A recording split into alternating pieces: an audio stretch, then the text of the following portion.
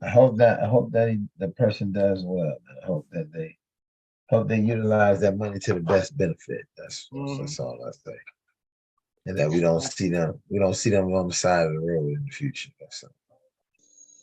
That's the most I can ask for. Okay. Welcome. Good night. Good night. First, let me say before we start tonight, hope people are getting themselves prepared, especially here in the state of Florida, to be safe and prepare themselves for the. Is a tropical storm or hurricane? I don't got the good news It's on still exactly. it's still a tropical storm right now. It's not going to be a hurricane until it reaches over to the Bahamas. Mhm.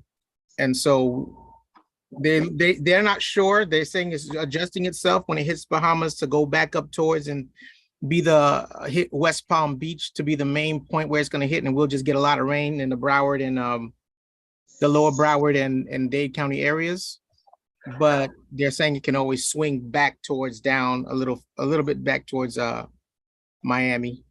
Okay. So So we what we want to do, we want to be mindful of those who want to send the best wishes and prayers to do. And then if you able to sit through the storm or get prepared for the storm and listen to this, it's great. But we're going to have our fatherhood talk show tonight. We're kind of thin in the house, but um, we had, as I like to say, we had a heavy hitter. So probably gonna hear, some heavy thoughts tonight. Probably gonna be a more spiritual session of fatherhood talks because you got, I want to say you got some great minds. Not that we always have great minds, but we have some strong minds that's going. And it's only three. It's only us three, so it's gonna be powerful. So I'll say this, people watching. Hey, if you want to hit in, if you want to log and ask some questions in the chat, I'll be watching that. And here we go. Welcome to Fatherhood Talks. I'm Ron Osborne Williams. You can always like, subscribe, share this show. And I'm a father of a daughter that she had a birthday this past week. So I 9 years old. I always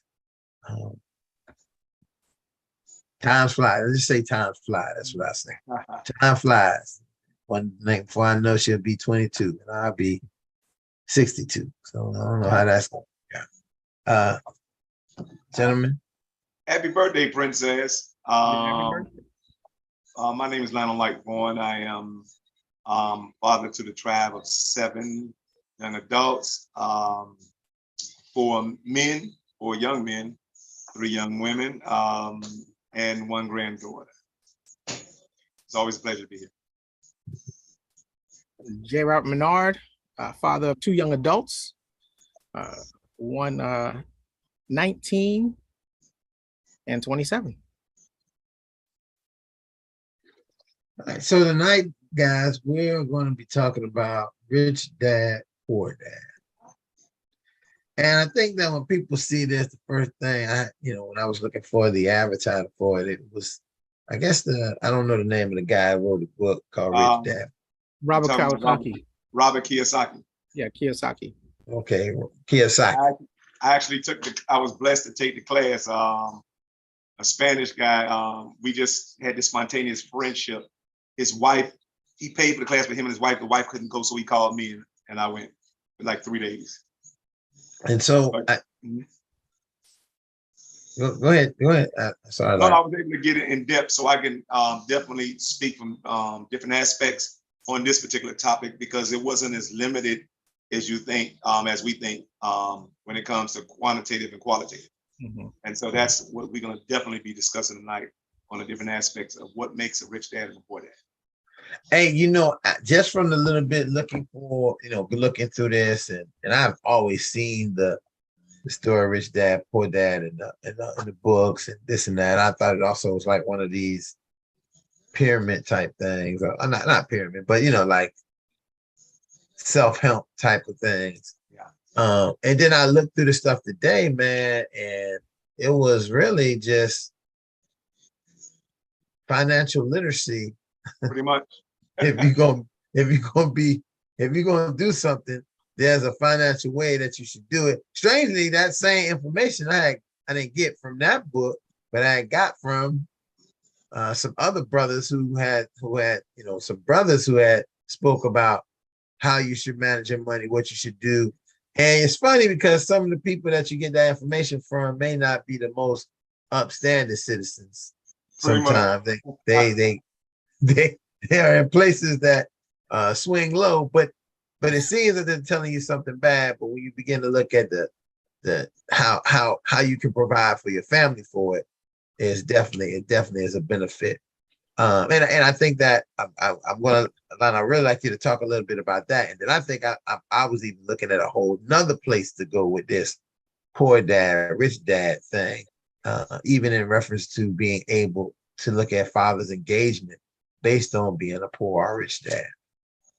And the funny thing, with this, he also wrote a book, Rich Dad, Poor Dad for Teens. It's geared to teenagers. And the thing about Rich Dad, Poor Dad, and I think the overall arching idea behind it is the mindset. And it's all about switching your mindset to understand how the rich dad thinks versus how the poor dad thinks, and why rich dad thinks the way he does. And so it's a very good parallel, like you were saying, it's a very good parallel into a rich dad mentality and the poor dad mentality when it comes to talking to our kids and raising our kids and being there for our kids and providing. Because again, if you want to be an engaged father, it's all about the mentality that you have. I'll go so far as to kick it off and say the poor dad mentality is, man, I gotta work. I don't have time. I'm out here doing everything else so I can provide. While the rich dad mentality is, yes, I'm doing all this other stuff, but I understand that even 5 minutes of my time just asking my kids how their day is and giving them a listening ear is going to change the way they behave and how they feel about everything else. And so I'm going to invest that. And that's that rich dad mentality. So it's going to be, yeah, interesting conversation. Yeah, I think what we have to do is go back to the origins of wealth and why it was created and why men created wealth, or why men created money. And the reason men created money is to not have to barter anymore with bodies, right? Even though we're still bartering with bodies, but we're not doing it in a barbaric sense. And what I mean by bartering with bodies, that simply means not trading human beings for debt. Or better yet, a simple form, slave trading. Now, the slave trading has taken on a different form because we've transitioned slave trading for time trading, right? That's the whole purpose of money. And so what you're doing is giving time for dollars, right? Or time for labor. Or better yet, yeah, time for labor. Your time is labor, and then that labor is traded for a monetary amount. That's the whole purpose of money. So the whole purpose of money was to really do away with slavery. So you had, and then it goes more in debt because, and which is probably why the credit system came about, is so if that person couldn't pay that debt, you can levy a debt against that particular person. You understand? And then lean on them for whatever monetary value, as opposed to doing like they used to do in the earlier days, which means if you died in debt, they can come and take your wife and your children into slavery. Mm-hmm. And that's before, I'm talking about that's before American slavery. That was just the origins of civilization. And so I think when we start there, we can understand that that principle really haven't changed much, because what wealth actually really supposed to provide is freedom. That's really it. People like freedom. I'm like, yeah, freedom. That's all wealth provide. That's all money really supposed to provide. It's freedom, access, time to do what you want to do, as opposed to being a slave to what you have to.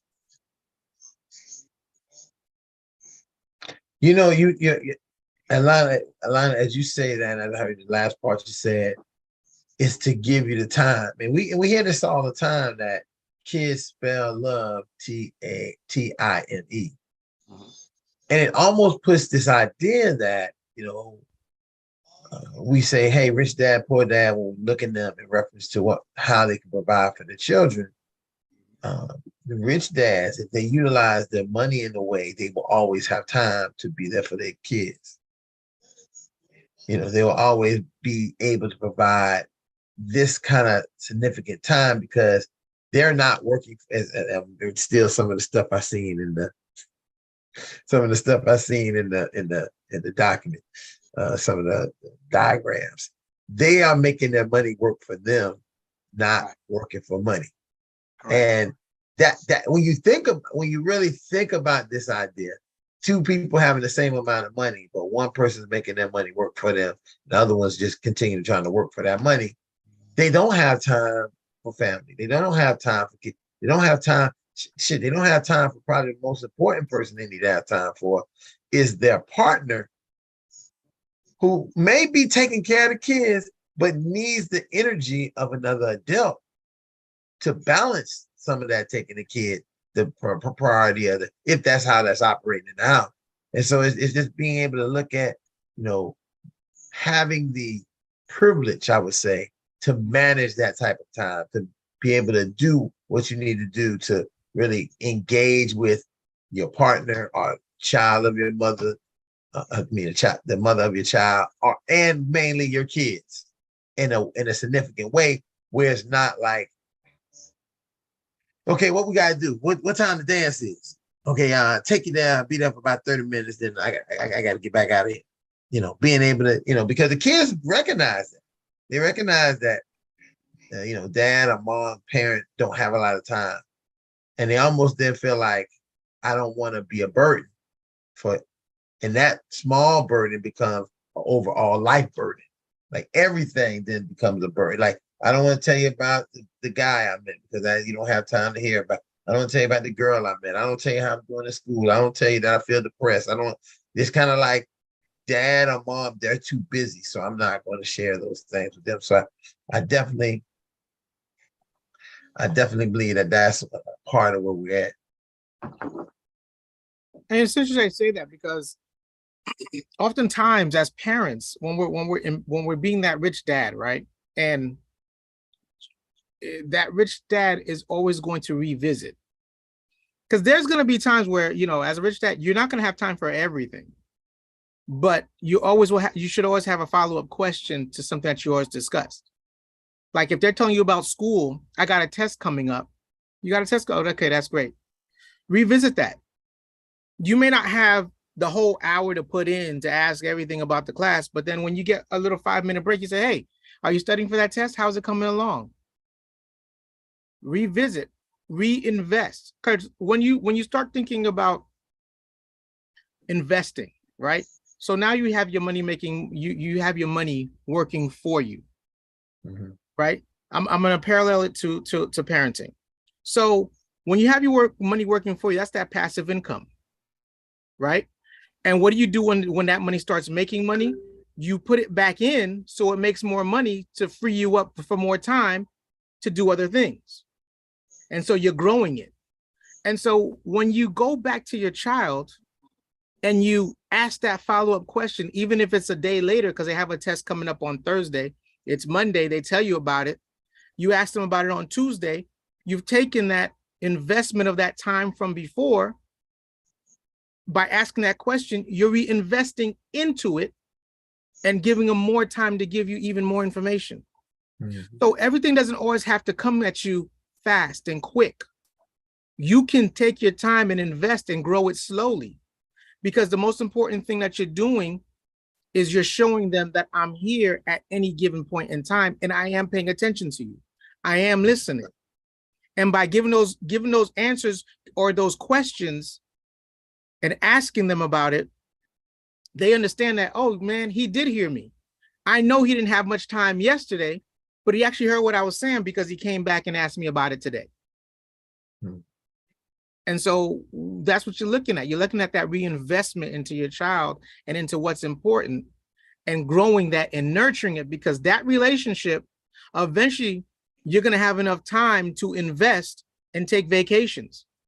And on vacation, you know, a lot of times I'm gonna give a little segue. A lot of times we're so busy and disconnected trying to reach that vacation that when we're on vacation, we're even more disconnected because none of us know anything that's going on.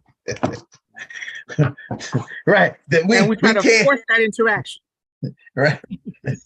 Instead of planning the vacation to be something to reconnect with each other, to rest, to do that, we're spending more. It almost becomes like we plan this vacation to get on each other's nerves even more.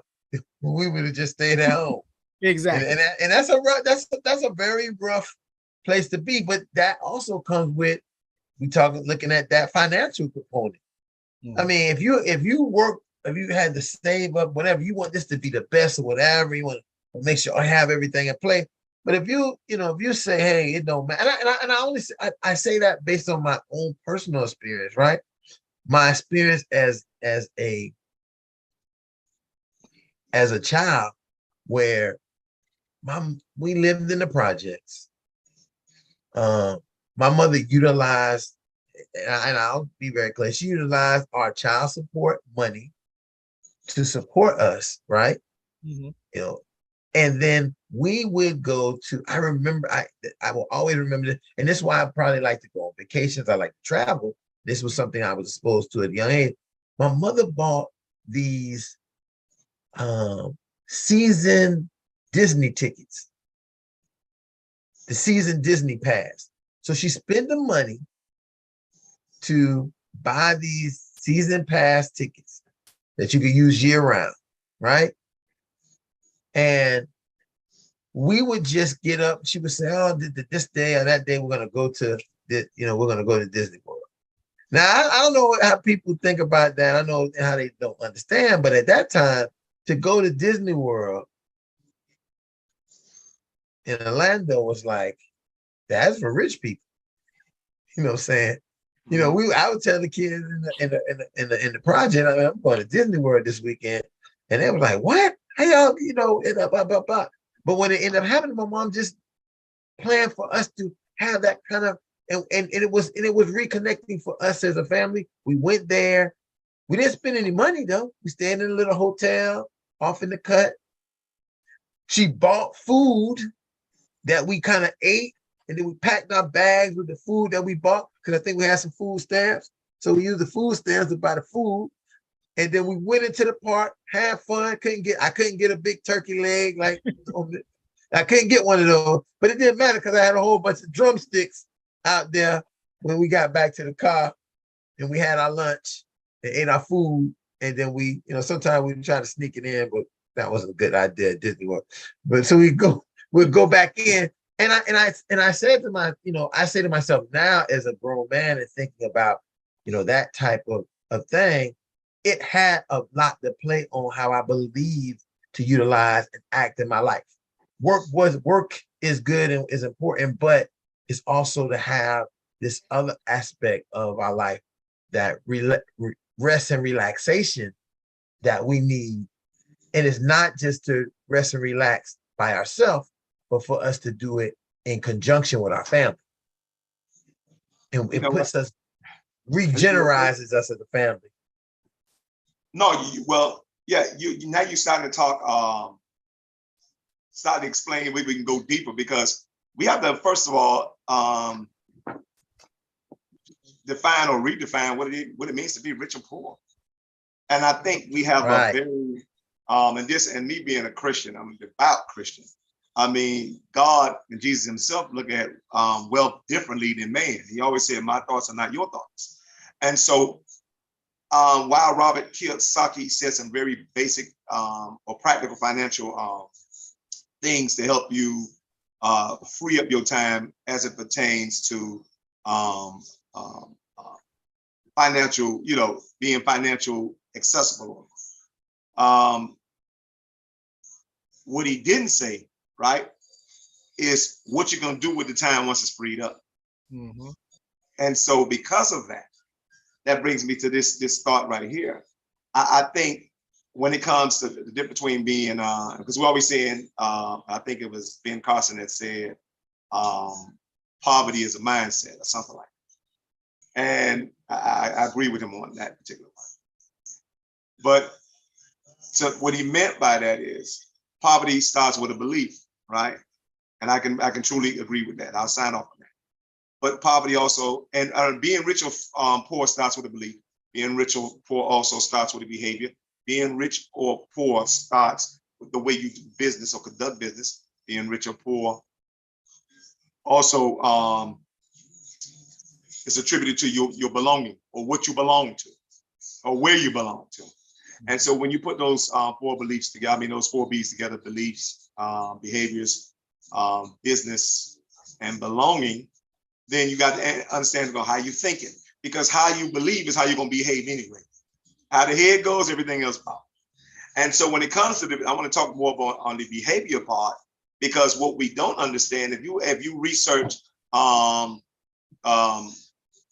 the different, I guess the statistics on what makes a person rich and what makes a person poor, and you research the behaviors of it, you're going to realize what's going to come up in the top three is simple relationships, literally. And I'm not talking about relationships as it pertains to the business sense, but I'm talking about personal relationships, marriages, boyfriend, girlfriend, and just how you conduct your personal life, how you manage your personal life. Just something that simple as playground, girlfriend, boyfriend, however you condition yourself to be on the playground as it pertains to relationship will determine how you will manifest the equity of relationship in your life. And they say one of the main reasons for being rich or poor, or being rich or poor, is divorce. Even though we look at it and be like, we gloss over it, but I'm like, let's talk about it, because nobody want to talk about the real issues first. Everybody want to play around with the superficial stuff.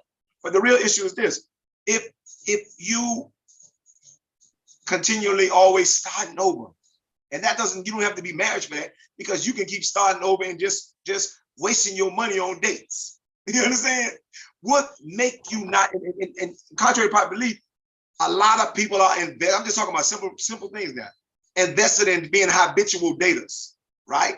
And when you're a habitual dater, you're always in representative mode. And being in that representative mode, you're always spending representative money. And if you know what it takes to promote anything, especially yourself, it is costly. You understand? And I'm talking to guys and girls right now. And so if you just take for granted the fact that, oh, you know what, my personal life shouldn't have no effect on where I'm gonna be professionally. I'm like, no, you're wrong. You're completely wrong. And you got some of the most professional people that waste money so much money on their personal life. It's a shame. And I'm talking about, it's almost like they have the amount of availability to their money that the average blue collar worker who dropped out of school have. And I'm talking about a PhD person, because the representative pays so much for the promotions, the Gucci bags, the cars, and everything the status require for you to promote yourself as a success or to look like a success. You understand? We pay so much in that, it's a shame. So this is why people can't hold relationships, because you can get into a relationship with a person that has a PhD, and when you look at the amount of debt they have, and you can be a garbage man.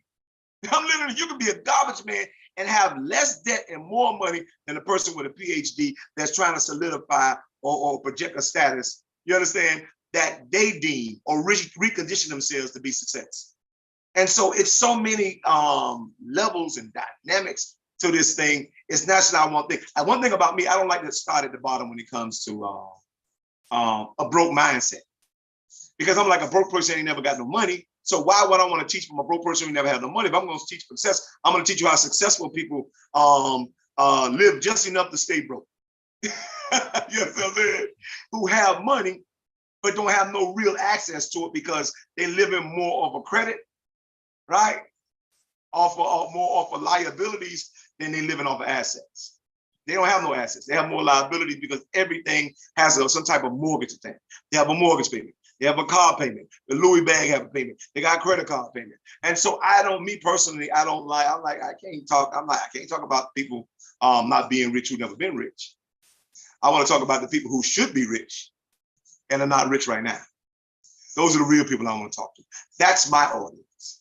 I don't have no play. I get no benefit in trying to make poor people feel better than they already feel. If that makes any sense. It does. It does. And something that you said strikes a chord with that. And I think another thing of the mindset that you'll find is goal setting. A lot of times with what you said, I correlated to someone who lacks a goal. Because with everything, you should have a goal in mind, right? If I'm going to be rich in my own right, I might not want to be a millionaire. That's not what's going to make me rich. What's going to make me rich is replacing the money I have with passive income that equals it in order for me to do something else. And that's my goal. And that's going to make me rich in my mind. So my mentality is, in order for me to be rich, I need to free up my time. But what is the end all goal for me doing all that? And like you said, I think that once you start to establish goals for every single thing, whether it's being in a relationship, do I want to pursue a relationship, just be in relationships, or do I want to be in a relationship that's going to end in a marriage with kids and a house? And so once I start putting those things in place and changing my mind frame and my mindset on how I'm going to approach things, a lot more things are going to make sense and fall in line. And I'm going to get out of that poor dad mentality and get into that rich dad mentality. Just because my neighbor is bringing home 6 figures doesn't mean that that's going to make me happy, because that's not that dream may not be my dream. So first you got to set what it is that you want out of it, and then achieve those goals and set those goals. So you're not there spinning your wheels. And I think that's one of the key things, like you said, along with the first point that you were making, but along with changing that mindset is also setting that goal, having that goals to reach and meet in order for you to be satisfied. I was thinking about now to get back to Robert Kiyosaki's principles. What he was basically saying is, in order to just attain wealth, because people's getting this confused. I mean, and Rich Dad Poor Dad, just a title of a book, but he said in order to attain wealth, because only you can determine what rich means to you. That's the main thing about that training in that book. Mm-hmm. Only you get to determine that. Now, if you're not determining what rich is for you, then you're still not rich. That's what he was saying. And so he laid some basic principles out about if you truly want to be rich, then all it is taking what you make, or better yet, not even taking what you make, but replacing the income that you make. That's basically what he said. And he said it's that simple. He said that you got to understand, establish what a profit is to you. I'm talking about profit, not a profit like the pastor. I'm talking about profit, P-R-O-F-I-T, profit. He said, what is your margin of profit? What that means to you, what that looks like to you. He said most people, and this is the difference between being, and I was having a conversation about a pastor when it came to this, about being moral and charitable. We got to stop thinking that everybody that's moral is charitable. I'm like, no, everybody moral is not charitable. And to prove my point, I'm like, Jesus was both moral and charitable, but he was charitable and he got crucified by those who were moral, because those were the moral leaders that actually crucified. So there's a difference between being moral and charitable, and everybody that's moral is not charitable. So being that as it may, when it comes to you being a business person, because only you got to determine what type of business person you're going to be. And most rich people will tell you, in order to get rich, you got to be willing to, and I think rich people say, you got to be willing to break a few eggs. You understand? Mm-hmm. And it's saying I got to be willing to be immoral at times, or compromise my morale in order to reach a certain particular status that might not necessarily be mine, but something that somebody else set as a status quo of what it means to be rich for me. And so with that, I started to realize, like, wow, there's so many different dynamics when it comes to truly being rich than we think. And so with that rich, you got to make sure that your righteousness is still in place. You understand? So that don't mean that my righteous, you got to still have, and back to your goal point, J Rob, that's what you're talking about. You still have to still establish those non-negotiables. Yeah. And before we even negotiate, I'm like, hey, if you don't have no non-negotiables and within yourself, then you have no business at the negotiating table. And that's the problem, I think, with African Americans in general, because I'm an African American, so I know the experience. We don't have no non-negotiable when we go. Better yet, no. Let me back up. Take myself out of there. I'm like, nah, not me. I ain't put myself in. I ain't group myself in it. I'm talking about we're in political season, so let's talk about it.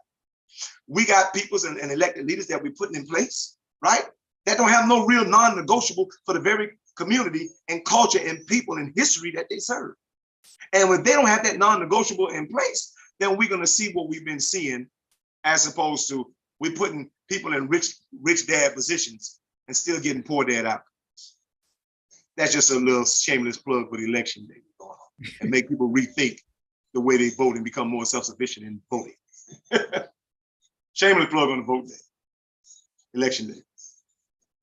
All right, Ron, my bad. You're muted, Ron. You're muted. I'm about to. I'm gonna say no. They ain't wrong, because I think this is probably one of the. It's amazing how these topics end up lay down when they lay down, because I don't plan them that way. I just kind of said, well, we do rich dad, poor dad, and we'll talk about all the kids and stuff later. When I was laying out the floor plan, and it happens to be that this fell on election day, and I think that it's pretty important, because even when we start thinking about rich dad, poor dad, how does that play into this idea of what we do at the ballot? Mm-hmm. Who do we do it with, and why do we work with who we work with? And why do we, I'm just hypothetically talking. I'm not no expert at this, but people would say rich dads would be, it's in red, so we'll just say the red party. And the poor dad is in black, so it'd probably really be the blue party. And when we look at this, it just as observers. Now, listen, I want to be very clear. We're not political. We don't support any part.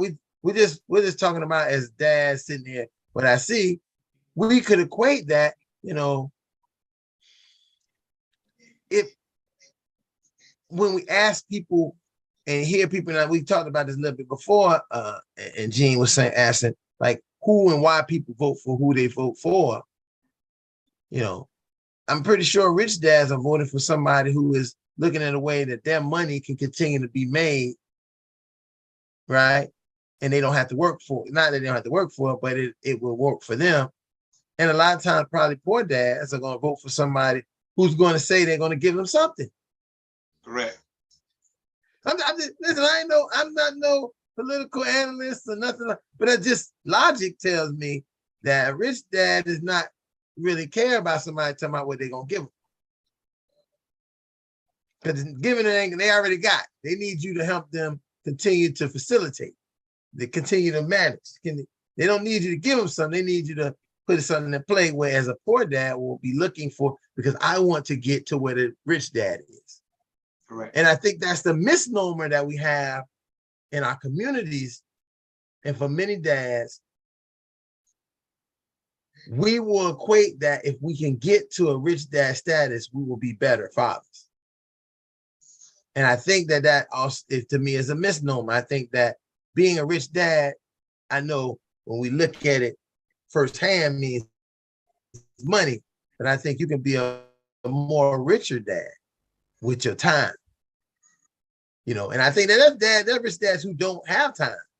I keep it real. There's some rich dads who don't have time. And then there's some poor dads who have nothing but time. They take the kids to school, they bring them home, they cook them food, they help them with their homework, they do everything. And I think earlier you said this, what are we considering to be rich dad or poor dad when we come to our definition, and when we're looking at it in fatherhood, what is that looking like? And I think that's a big part of what we're looking at, and how we, and this is how we kind of begin to say, hey, look at this and think about it differently. And I think that's one of the biggest things that's so important is to give people the actual opportunity to hear something different and think about something different. I almost went into something I don't even know. Just, I think we need to be able to expose people to stuff, and then they can make their own decision if it's good, bad, ugly. Correct. You know, and I'm not telling you it's good, bad, ugly. I'm not telling you that I want to be a rich dad, because I think I'm already a rich dad. I maybe won't, you know, maybe not the rich dad that you feel, but I'm also a poor dad too. So I can be the both and. You know, I don't think that I'm one or the other.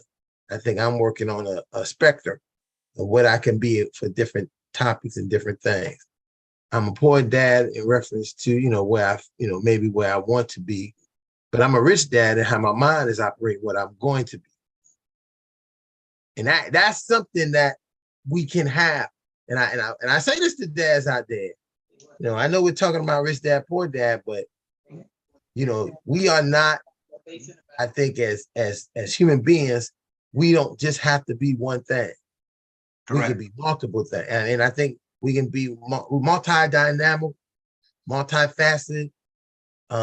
We run ourselves on a spectrum, you know. We fluent. I'm gonna throw everything in there that we can get. So you get in your mind that you don't have to stay at one position and say, oh, this is what I am, and I gotta just be this. And I would like to be this over here, but you might already be it, but you may not be on somebody, as Lana said, you may not be it on somebody else's definition, but you may be it on your own definition. I think, you know, it's as simple as when you think about the two, and I'm thinking of, you know, rich dad, poor dad in the sense of the time given. Poor dads make excuses on why they can't. Rich dad make excuses on why they can, right? Like they poor dads will say, you know, I can't right now because, and rich dads will say, I can right now because, and will always be willing to give of themselves in that sense, in my opinion. And you have that, the poor dad, his mentality is, I wish I could give you, but I don't have enough for myself to give you. Mm. You see? Right. And so I think that once, and like Ron was saying, you can fluctuate through both of those, because you can have that poor dad mentality in one instant and be like, I can't because, and then you're like, look, it's just an obstacle that I got to overcome. And once you overcome that, you start changing that mindset to that rich dad mentality. And I think that's where that fluctuation, like you were saying, comes in, because poor dads will dwell in sorrow. Rich dads will only sit in it for a minute and get themselves right back up.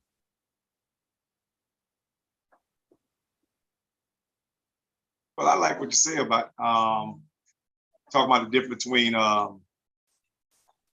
doing what they call a self assessment, right? Mm-hmm. Which means when or measuring your assets and your deficit. I think that's every man. You can have guys that completely successful at managing. I think the guy Steve Jobs was awesome at it.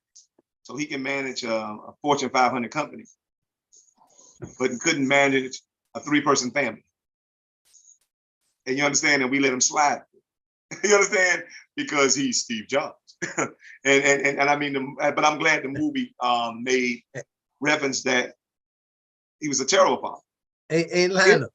Huh? Now, listen, forget you're giving him a lot more work, saying the 3-person family. He just couldn't manage his little girl, period. Okay. You know, but I'm giving him the benefit of the doubt. Yeah, no, I know. I'm just throwing that. When you watch that and you think about how he could dominate a room and dominate this, he could either sometimes dominate the mom, but he seemed helpless. Right. To have that integration with his child in a way that he didn't know, and that's. But remember what I told you, it's a difference, and this is where it comes back to the difference between being moral and charitable. Being moral only means that you can follow, or better yet, master the rules, right? But being charitable means you can master a relationship. And it's a difference between mastering rules and mastering relationships. That's the only difference between being moral and charitable. Because to master the relationships mean that I gotta value you just as much as I value myself. But to master the rules, saying that, you know what, if I make it to the status or the position over you, right? I not only get to make the rules, I get to rule over you too. So everything I say go.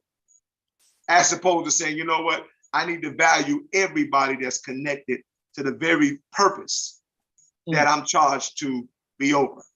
And so that being moral versus being charitable is very, and I really like to talk in real time.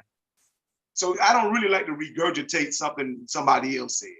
I'm like, Martin Luther King said what he said, and that's Martin Luther King. This is Lionel Lightfoot talking. And this is my understanding because I got my own experiences. And I think that's what we need to start to function in our own experiences so we can start to really project effectively, because somebody need who you are. You didn't go through those experiences for nothing.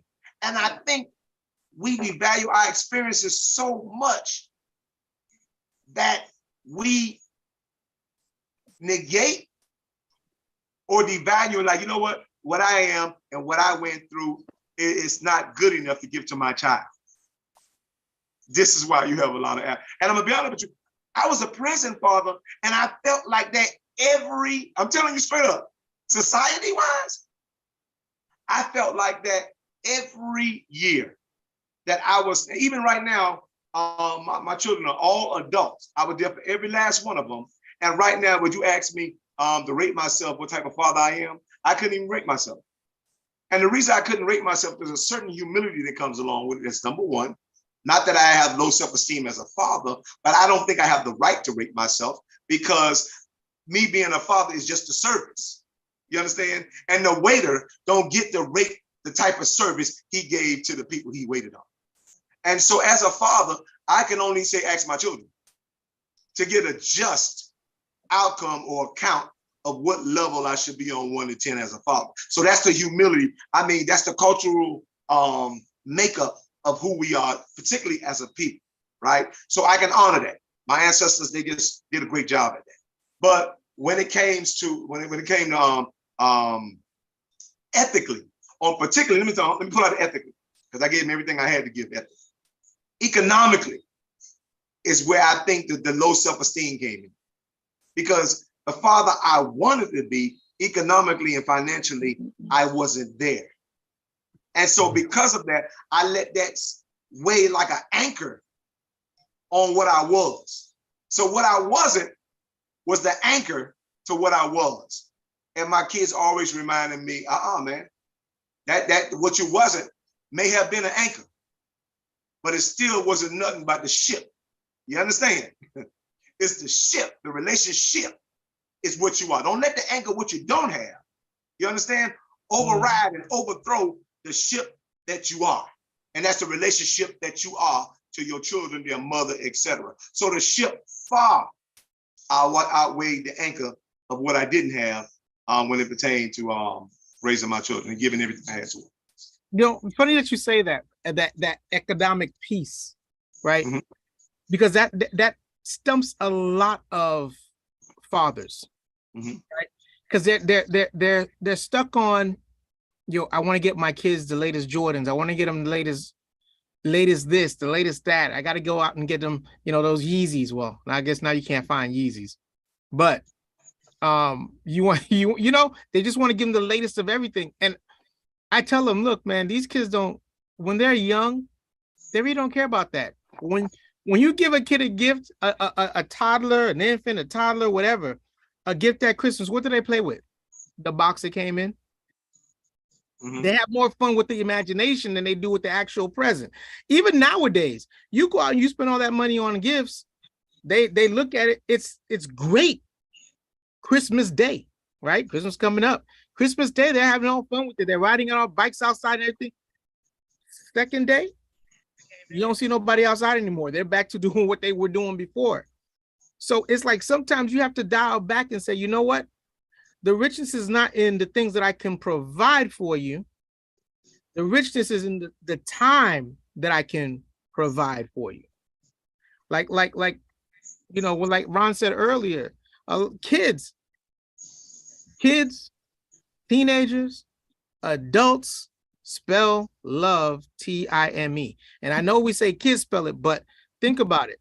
Mhm. You can shower your wife, your girlfriend with all this lavish gifts. In the end, if you're not around, they're gonna say, you weren't there for me. But I was giving you all this stuff. Yeah, but you weren't giving me you. Yeah. Usually when they say that, you're on Jerry Springer. Hey, listen. Hey, Lionel, let me say, hey, listen. And it's amazing because I think when we're at one point in life, we don't really see that. We can't recognize it, right? Mhm. And it's the time that we end up getting in and we then see what it meant, what it means to have that time. I Mhm. mean, I think I'm at the age now where I know now why that time is important Mhm. for a partner, for your children, even for yourself, to just really have and take that time. Right? Maybe it's because you already your mortality starts coming into play. You start counting down, you know, how much to what you're going, who you're going to do, and then so you start really, you know, saying, you're not as, uh, you know, you're a lot more frugal now Yeah. with what's going on because you don't know what's going. So you're saying, hey, I'm gonna make every moment count. I would like to be in a more happier time than always at conflict. So I'm gonna soothe myself back a little bit, you know, and let some things run down my back. But I'm also gonna be a little more proactive with my loving, with my love. And I think of showing my love and knowing that a large majority of my love is about the time I spend. You know, somebody say, do you love them? Yeah, I love you. Here's all the stuff you want in the world. But they ain't with you. So how? They don't, they really, people really want you. Humans want the connection with another human being. And that's that idea that we're talking about and looking at. So But you know what, Ron, I wanted to speak towards something and just try to redirect something J. Rob said when it comes to men, you know, buying clothes and Jordans and stuff like that. I'm like, as a man, I had to rethink what he was saying, and I'm realizing men don't do that. Women buy their children them clothes and all that expensive stuff because that's, you got to remember, that's their nature, that's their makeup, and so women would do for their children equally what they would do for themselves. They're going to buy themselves nice things. They're going to buy their children nice things. I think that gets misrepresented. But when I know men across the board, particularly I'm a black man, I'm African American, so I can start with my culture first. And on, men don't buy clothes. We buy causes. We don't buy our children clothes. We buy them causes. Now, what do I mean by a cause? I'm talking about cause, C-A-U-S-E. Mhm. A cause is something like if that child showed interest in music, the dad gonna buy him the first drum set. Then the dad gonna buy him the guitar. The dad gonna buy him a guitar, and then we'll buy him a go-kart, something that he can invest in that can build his interest. You understand? And so men are just programmed to buy our children that's something that's gonna grow them, not something that they're gonna grow out of. I think it's instinctive for men to do that. Again, we buy stuff that grow our children, not stuff that our children are going to grow out of. And so to have that misnomer put on men that it's important for us to buy our kids Jordan and stuff like that. I'm like, no, we don't care how our children look. We care how they live. And so a man, and particularly a man that's still with a woman, he's never going to be focused on that child individually anyway. A man is going to always be focused on that entire family. We just built and wired them. And so we're going to be more concerned about how I get you to a better community more than we're going to be concerned about how to get you to better clothing. If that make any sense? You know, Because we know, I have to respectfully disagree with you go because ahead. this is instances that I've heard from men. You see what I'm saying? It's not like I'm not pulling it out the air. Like I've heard that conversation from men. Now, is it all men? I have to agree with you and say, no, not all men are wired like that. Not all men think like that. But there is a good amount who do think like that. And yet I believe all men are wired to give in a way where it's in excess. So meaning, yes, they'll buy that first drum set. I do agree with that, but they'll also buy those Jordans. They'll also be extravagant and give. And sometimes it's because of them not being able to be there all the time. So I'll shower you with the gifts to make up for the time that I'm not spending. You see what I'm saying? And I do agree with you that women will be 100% of the time, you'll find women are buying a lot of that stuff for the guys because of the fashion and everything else like that. I do agree with that also.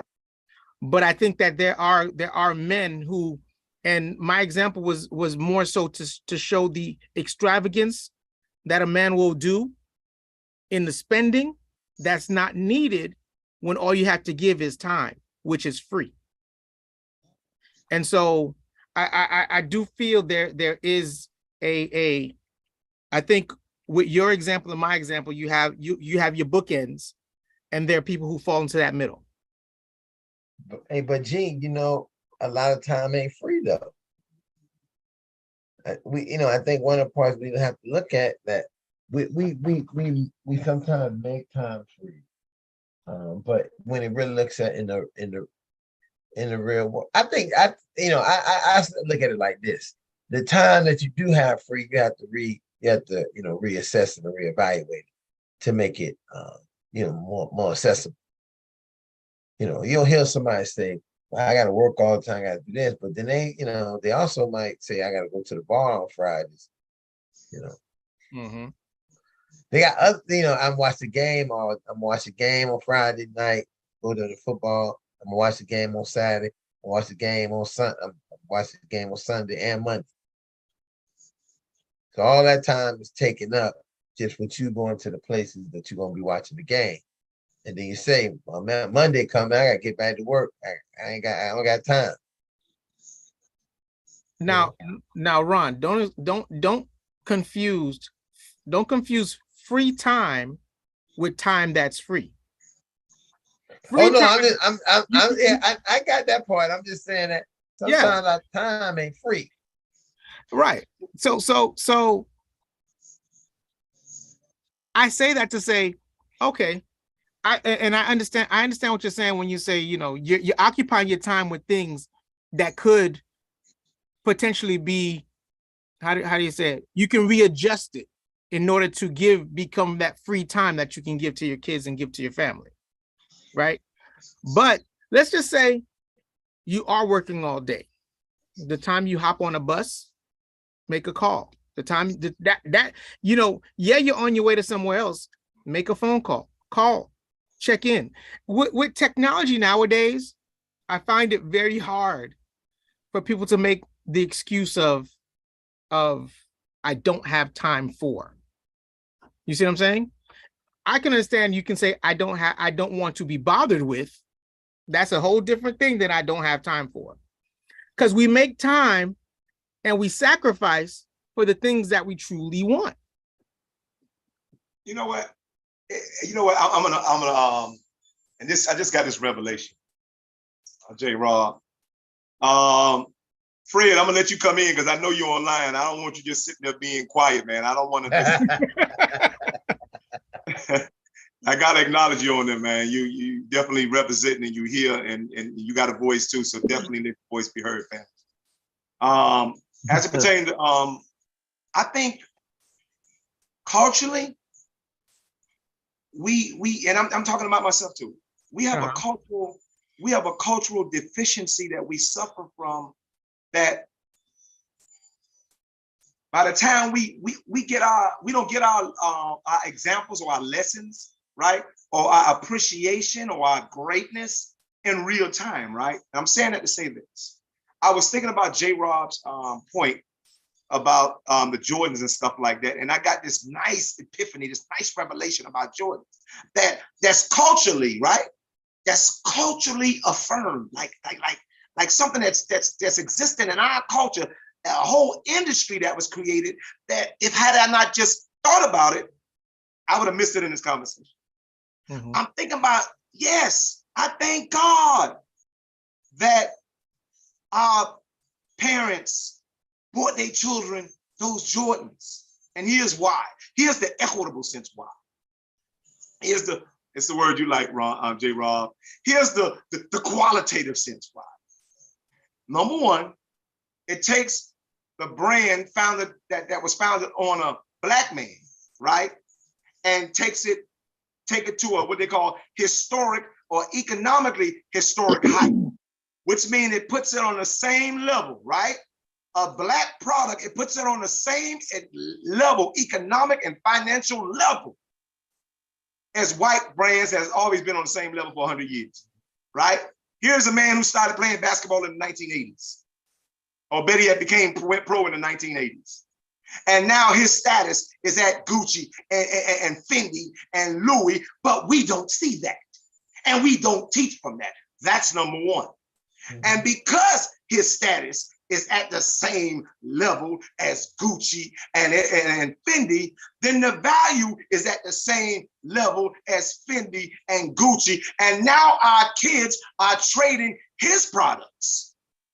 And guess what? Some of them, I'm talking about kids, children at a child, teen, adolescent level, is making more money in their products of furbishing and what they call it, preserving their Michael Jordans and trading them.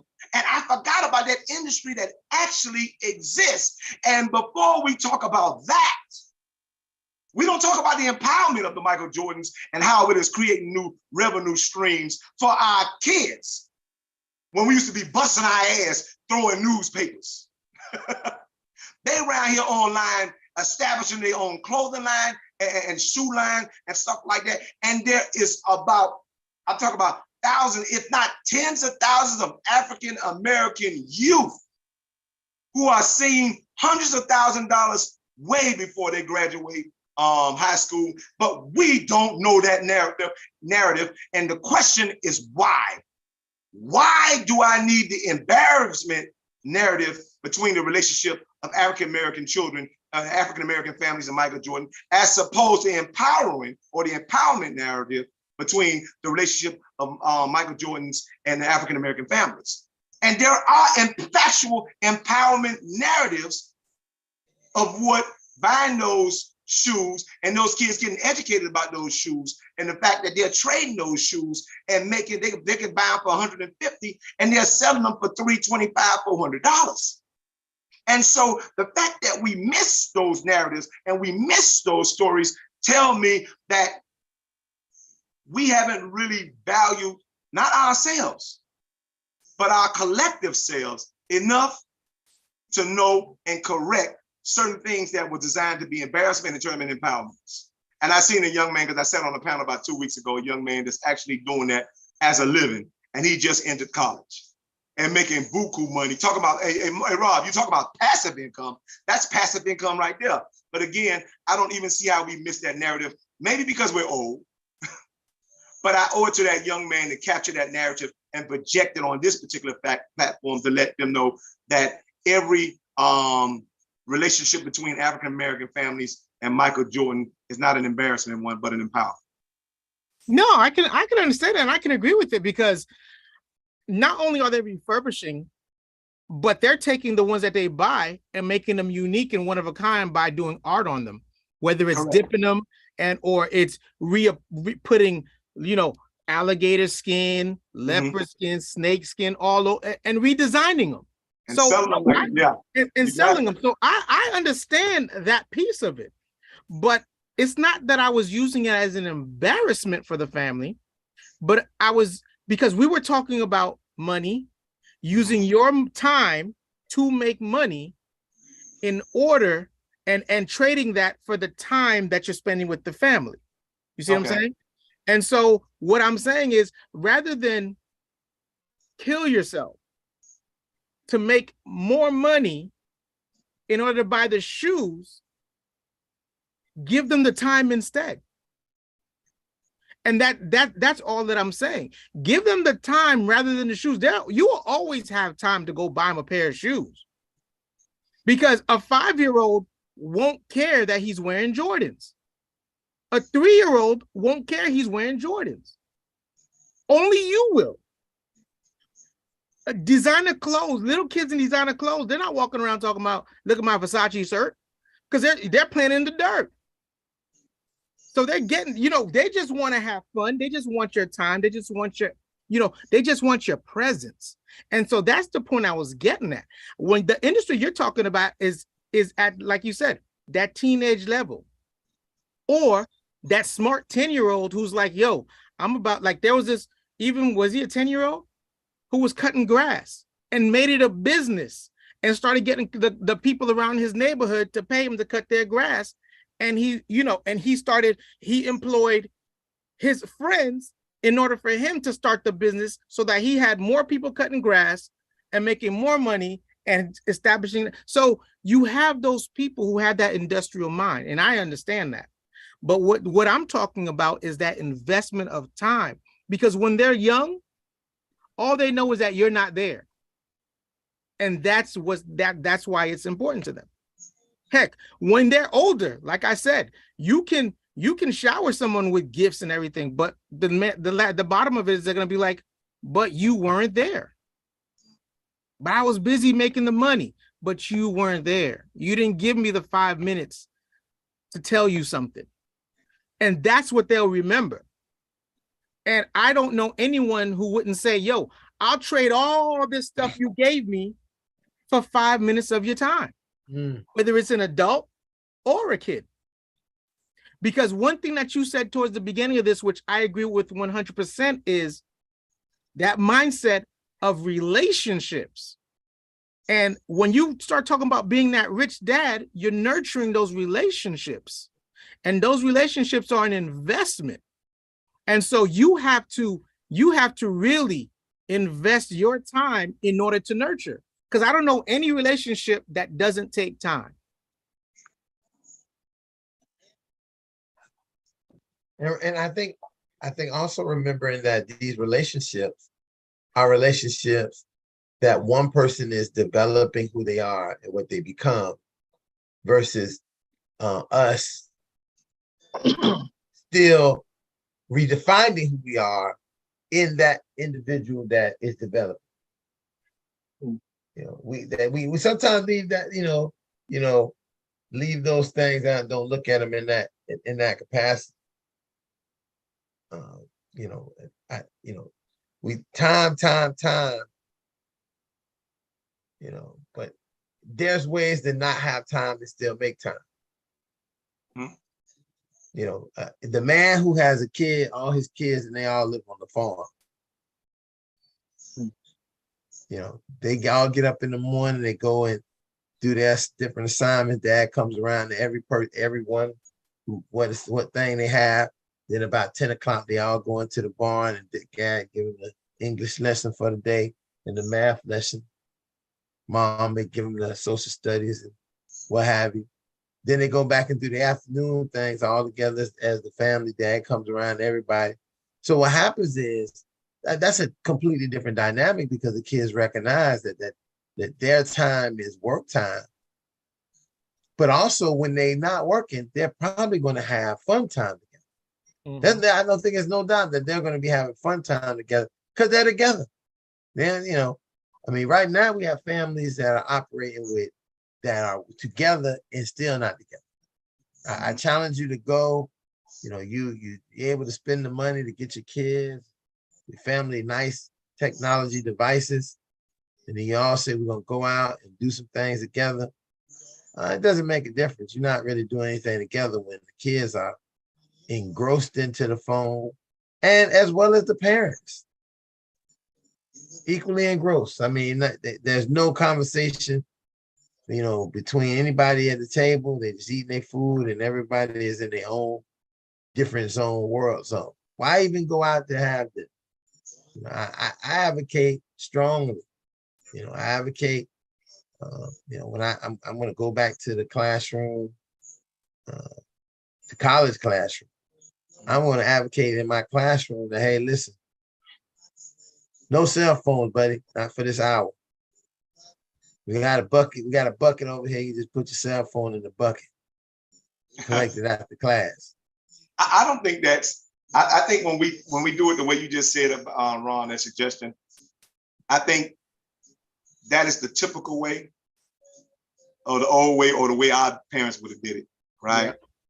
And truthfully, Ron, as a professor, as a leader, and as a man, you won't challenge yourself you're not really challenging. And guess what? We don't challenge ourselves to really engage our youth. Mm-hmm. And sometimes I wonder why we do that. We don't think enough of them to be clever enough to engage them. You understand what I'm saying? Because keep it like this. One thing social media have in common across the board, and this is across the board, they find ways to engage millions of people in one conversation. So that is true for social media and strangers on social media, right? They can find ways to millions of people, one conversation. Then why we can't do it for 5 or 6 people in one conversation? So I think the problem may not be social media. The problem may be the way we approach conversations and the way we convey our message. Because remember, I told you, I said this maybe earlier in a few conversations or a few shows back, that good for the most time is boring. Mm-hmm. Because good is satisfied with being good. And once you accomplish or establish good, then there's nothing else to really conquer. Because you have been successful as being good. This is why you see the term, why do good girls like bad boys? You understand? Because bad boys are always conquering. They're always clever. They're always finding new ways to do the same damn thing. I'm just being honest. They're finding new ways to make the same thing exciting. So the question is, and I think sometimes, and not that I have anything against good, I think good is a good thing. I think righteous and everything that's pure and just. Because more important than being good, I think you should be just. But being good doesn't give you a right to be boring with your woman or your children. Mm-hmm. And I think sometimes when we get to a certain plateau, then we unconsciously, we want people to attentively evolve to who we are or who we become, as opposed to teaching them and actually cultivating them to evolve into the best selves they can be, if that makes sense. Yeah, listen, Lana, it makes perfect sense because, being in this high school setting that I am, not the college setting, in this high school setting, these kids are not giving up their phones, right? They're not doing those kind of things, right? So the what you have to now do, and I don't know people, I don't know teachers, do. I know for myself, I know that I explained to the young man today about how he didn't get along with the basketball coach. That's why he's not on the basketball team when he had him in class. And I said, well, there are people who talk just exactly how you just said, Lionel. They have a standard. They want you as students to come to the standard that they are, right? Right. Want you to, they seem like they're talking down to you. And then they're not intentionally doing, but they believe that if they come and say, this is the standard that you need to come up to, and then I reward you when you get to that standard. Well, problem with that is, now my viewpoint is, that's a nice thing, but these kids not made like that. We was made like that. They not made like that. So you have to do a little bit more strategic. So, half of the assignments I give them, now it's all in related to their cell phone. And that's me being strategic, because they're not supposed to have a cell phone out, right? They're not supposed to be using their cell phone. But if I now made all assignments go through the cell phone, we don't got enough. You got to watch the video on your cell phone. So now what I'm doing is integrating what I want them to do into what they like to do, how they like to get it. Correct. And then you bring, and then once you get them there, you can come and talk to them. You can talk to them like James Earl Jones, if you want to, with the James Earl Jones voice. you can talk to them like that. But before that, they don't have any. They have nothing invested in you. Correct. For you to even have that kind of collateral to talk to them like that. You know, so it is, and it's funny. Not even saying that because I was just having a conversation with these young men who have some issues with the male model teachers around the school because of how it's two types of teachers. Well, somehow I became a popular teacher, I guess. They have very what do I say, laissez-faire teachers who kind of like don't care what you do and not very stern, and then they have really, really hard old schools. Yeah. So you adapted to what they're like in the high school versus the college. Right. And that's what you know, one of the things is college is when they're in the college, you know, you paying your money, Jack. So it's kind of like this. But I was like, when I realized that, but you know, it's interesting because I think I'm going to be taking some of that high school stuff that I got and take it to the college as well. So this experience was good for me to develop. Right. Yeah. You know, and I think that's what we have to also think about as fathers, putting ourselves in positions that we might feel uncomfortable with, so we can do some redevelop. This is why professionals have to go to what's the thing we got to go to? The developmental. Yeah. We got to do the CEU. We have to do that because we have to begin to think about how we doing something while we doing it. We need to be doing that also as fathers, reevaluating. Is this the best way for me to do this? Is it not the best way? Let me be challenged by something. Let me feel uncomfortable in this place, and then I can, you know, better serve, as we say, serve my family in a way. And that's important. I mean, we're not gonna get that if we say, "Hey, it's my way or the highway, Jack." It's all. Go ahead, Frederick. I'm sorry. Everybody wants it like different. Rich man, poor man. I mean, everything. To me, in my opinion, what I have seen, every male is different. You know, poor people, you know, when they struggle, you know, someone will be like, "Oh, I wish I had this. I wish I had that." Vice versa. Rich people, they got it, but sometimes they be so busy, they don't have time for the kids. Or some of them think they can buy their way out, and then with poor people, you have to earn your way, or vice versa, you know. But the point is, we have to teach our kids. How can I say this? To respect the to respect.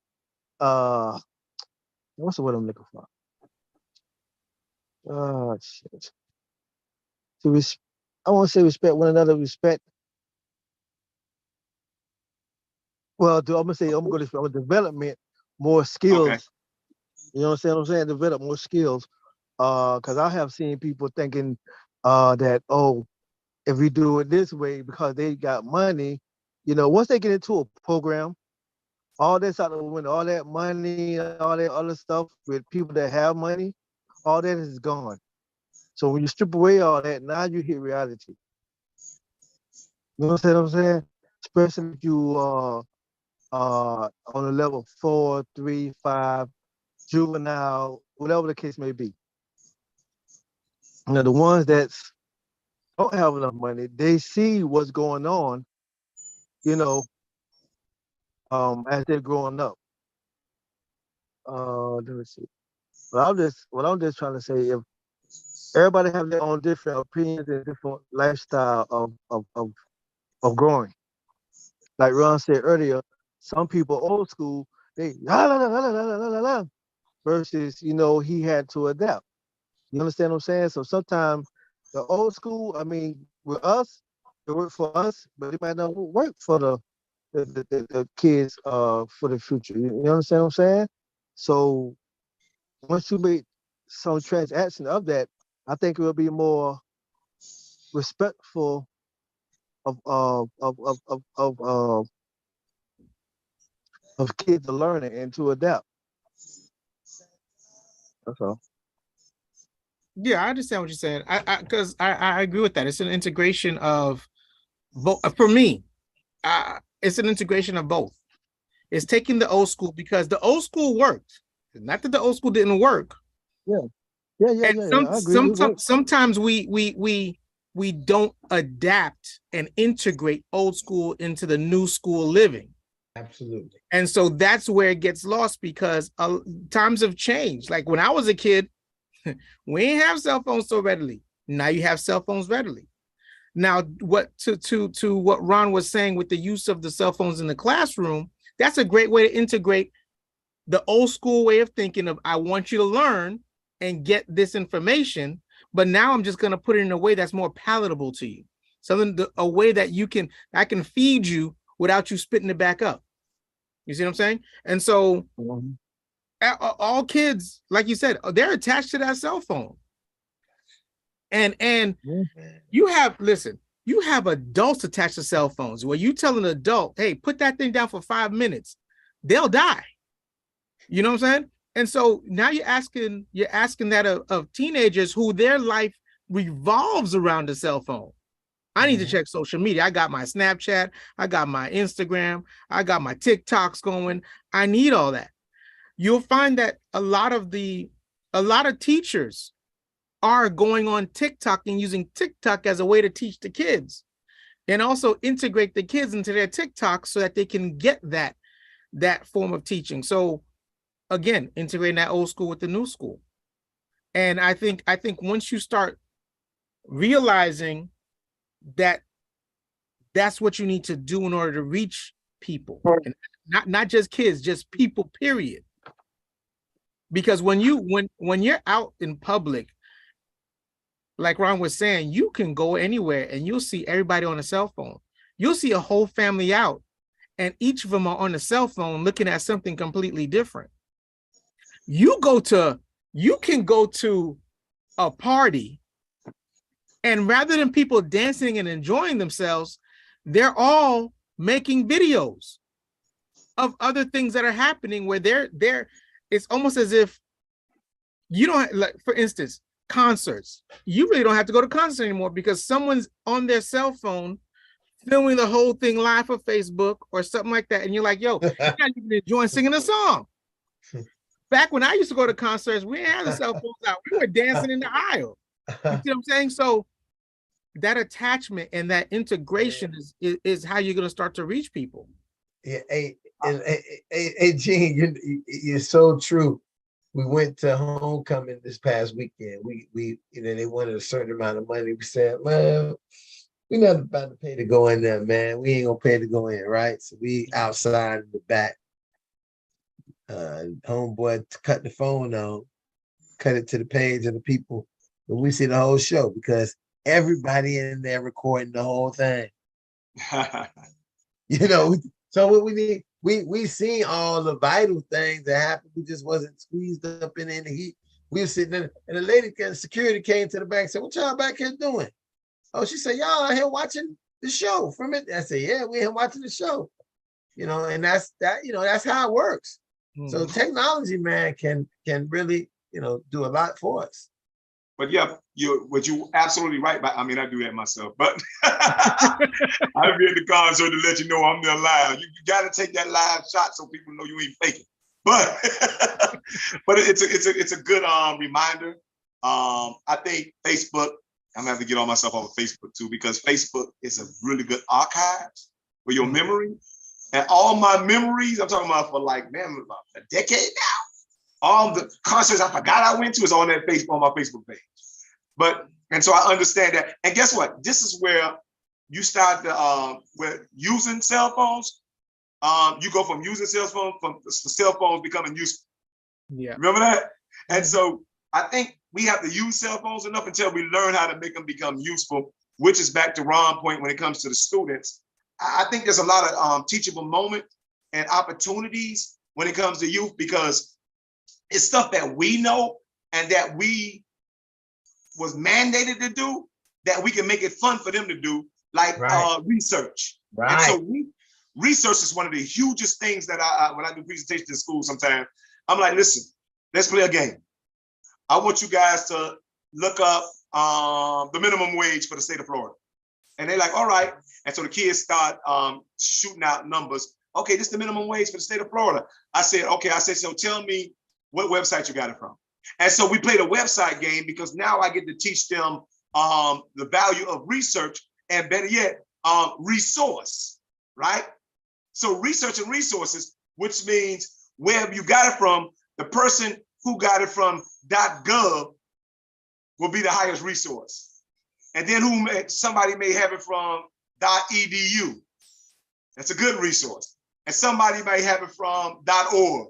That may, you understand what I'm saying? So you start to teach them the value of the very website and links. You understand? They probably wouldn't learn that till they get probably in their last year of college or into the master's level. But resource and research is very important. It's where you get it from. And I don't really believe in using anything that haven't really been thoroughly researched. I love the CDC research because they're in the business of research. So I like that, but I also get to build on the CDC research because I get to think about stuff that they haven't factored in, especially when it's pertaining to my people in different stats. And so I get to build on certain stats. And I think that's where research is very important because we think like, okay, you just got to accept the research and that's it. I'm like, no, research wasn't made to accept. Research was made to expand. And that's the difference. And most adults don't know that. And so when you teach kids that at the young and impressionable age that they are, and especially at an age where they value winning more than anything else, then it's how to teaching them how to win is where the strategy becomes more empowering. That's it, Ron. I'll segue that back to that title because once you start to do that, everything that you said, like Moen, you start teaching them become the rich dad. Because correct, you're teaching them to empower themselves by knowledge. You're also teaching them the value in what they learn and how to gain those valuable resources. Because once I learn how to find resources within my handheld device, so to speak, I then can say, hey, you know what? Let me see how I can find resources within my community. Correct. Then you start to build that community, that network, those resources, and then that also contributes to how effective you're going to be. Because like Ron says, we're always going and having to get those CEUs, right? And that's our resource because we get that to continue our knowledge, to continue to grow, to bring it back to the community, to build our network and to impart that information. And so once you start teaching kids the importance of having the knowledge and distributing the knowledge, you then to give them a stronger self-worth because now they can become experts in their own right. Absolutely. So to wrap it up, you're basically saying the difference between being a rich dad and a poor dad is not predicated or built on how many resources you have, but how resourceful you are. Correct. Absolutely. We reach a consensus. I think that's a good. We all shake our head to that summary of today's topic, and I think. And again, Lina, it is so fabulous how we came from looking at what the models for rich dad, poor dad is, and how we facilitated that into being rich father, poor father. I think it's just that I love how that expanded, how we summarized that up. And I hope other people were able to. I hope you were able to see that. If you're not, watch the video again, and then you'll see that it went there. Watch it again, like it again, subscribe to it again, and also join us again here next week. We'll be back next week for another episode, another session. I'd say session, Fatherhood Talks. If you are a father who's going through and need to hear and need to speak and need to be able to be spoken to, definitely look down into the description. Also look in the comments. You can see how to get to our live Zoom meeting only for fathers tomorrow night at 6:30. And you can come there, and if you need to vent, you need to be validated, you need to be victorious. You can do all of those things in that session that we have for fathers. With that being said, fathers who are with me, let me hear you say, I am. I am. I am. I I am. am. I am a man of honor. I am a man of honor. I am. I I am. am. I am. I am. I am a man of courage. I am a man of courage. I say I am. I I am. am. I am. I am. I am a man of respect. I am a man of respect. Fathers, I say that I am. I am. I say that you are. You are. I say that we are. We are. Champions. Champions. Fathers. How you like that, LJ?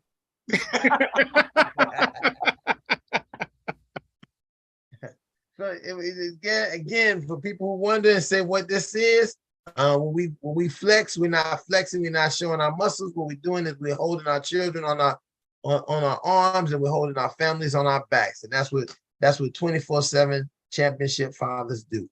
And again, we want to thank you for joining us, and see you again here back next week for Fatherhood Talks. Good night. All right. Good night, fellas. Good night, fellas. Good night. Have a blessed one.